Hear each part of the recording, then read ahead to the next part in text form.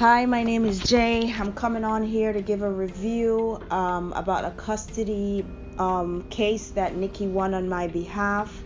It took me at least a day or two to make this review because I was out partying, and now that I've sobered up, I can finally make this video.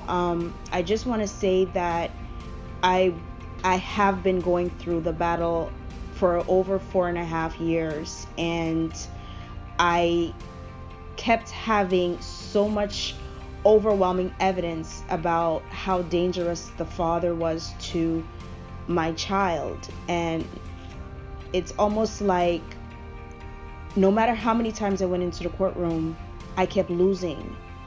And I end up having a total of 4 attorneys, because when I hired the first attorney, I was just like, oh no, she was just not ready for what she had to face with this particular man. And I didn't even know that he already had his previous relationship, which is his ex-wife, that he had in the courtroom at another county, and he already went through 11 years of battling with her and winning without an attorney. And so now he has mastered the craft, and those children there has been suicide, attempted suicide, and now my son was like at risk. And I went in with overwhelming evidence and I lost.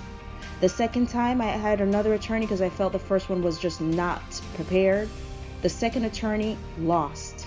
I was like, what is going on? Nothing was making sense. When I hired my third attorney, when I said I was beyond confident, I was beyond confident. I had overwhelming medical records. I had proof of injuries. I have proof of psychological issues, and there was a pattern. I went into that courtroom and I lost. And I started to realize, wait a minute, this is not physical. Because with all this that I'm bringing to the table, no judge in their right mind is going to knock down and not protect a child with all this evidence I brought to the table. So I remember when I met Nikki, I started looking into the whole spirituality, and I started having dreams and stuff, which led me to go online to look at readers. And I was like, whoa, okay, this is interesting. And I came across many readers, but when I came across Nikki's page, I was like drawn to her. There was just an instant like, whoa, who are you? And the reading she did had nothing to do with me, but I felt so connected. I felt power coming from her. So I started watching her videos, and I was like, no, I have to reach out to her. I just have to reach out to her. When I reached out to her, my energy was so low. I was zapped because I was indirectly being affected because I saw what my child was going through. But financially, my family was like, yo, give up. My friends were like, man, just take a break. You're going too hard. But when your child is banging their head in the wall, locking themselves in the closet and telling you, you did not protect me, oh, hell no. I was not going to stop. It was like, he is the air that I breathe. How can I just sit back and do nothing? So when I went to Sapphire, she was like, whoa, your energy is so low. I can't. And so she told me, do this, do that, do this, do that. And, at the time I had actually went through a personal injury where I needed surgery, and I had because of the back and forth in court, I end up losing or leaving my high-paying job. So I was financially broken. I was physically in pain and broken. I was emotionally broken. I had no energy left. And so after meeting Nikki, she wanted, even though I explained what my case was about, she wanted to focus on me. And that's exactly what she did. She focused on me, and every day I felt like my strength was coming. My strength was coming back. My faith was coming back, and I ended up not needing surgery. I ended up going back to work, and slowly things started to resolve in just the area of my energy and finances starting to pick up a little bit. But the area where I really wanted the breakthrough was in the court. And I wasn't getting that. But Nikki was just like, I just want to focus on you.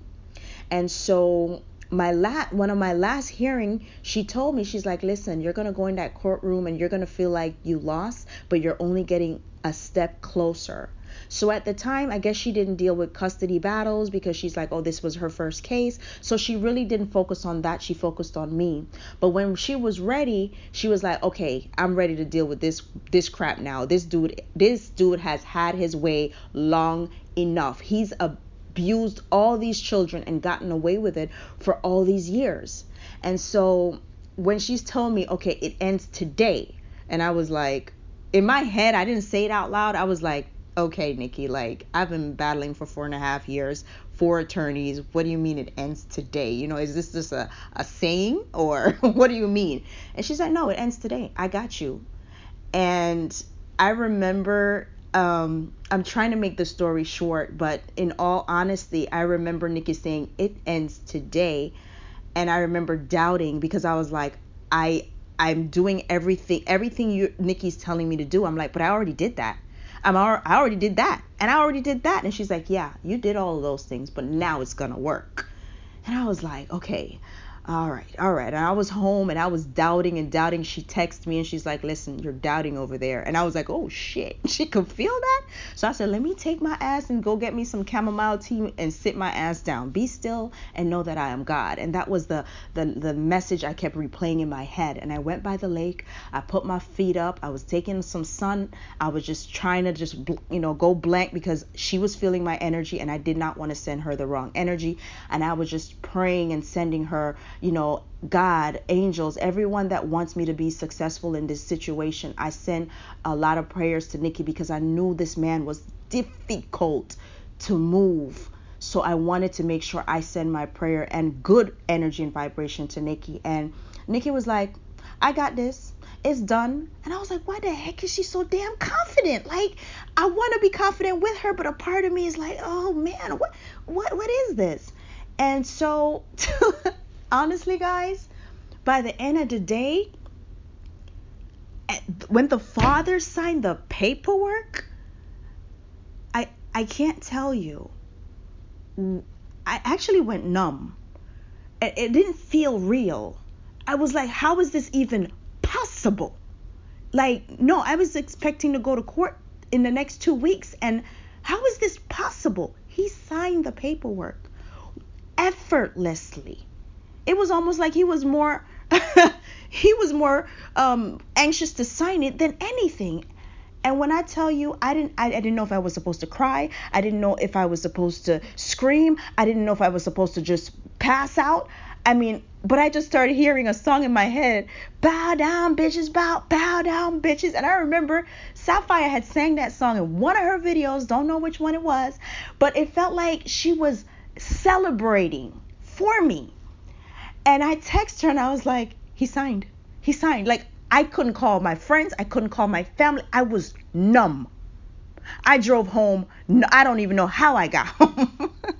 I was so numb. And so I want to pay it forward because, all this thing just seems so mythy and so really like you do that, or this whole reading and what her gift is so unique.